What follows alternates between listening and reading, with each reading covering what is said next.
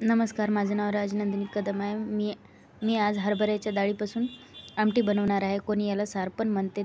सार बनवण्यासाठी मी चिकनला लागतो तसा मसाला तयार करून घेतलेला आहे आणि अद्रक, लसूण, कोथिंबीर याची पेस्ट करून घेतलेली आहे आणि त्या एक पातेलं ठेवलेलं आहे. त्यामध्ये तेल घातलं आणि लसूण, अद्रक, कोथिंबीरची पेस्ट घातलेली आहे. नंतर हळद, मीठ आणि मसाला थोडासा टाकलेला आहे आणि ते चांगलं परतून घेतलेलं आहे.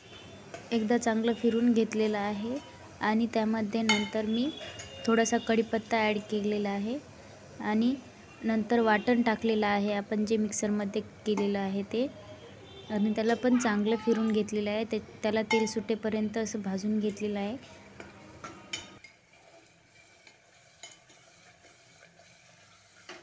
हे पाणी डाळ शिजून घेतलेले डाळीचं पाणी आहे.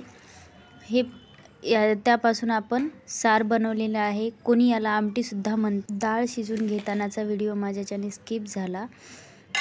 तुम्हाला जर माझी रेसिपी आवडली असेल तर लाईक, शेअर आणि कमेंट करा आणि सबस्क्राईब करायला विसरू नका. स्वस्त खा आणि मस्त रहा. बघू शकता किती छान अशी आमटी झालेली आहे आपली.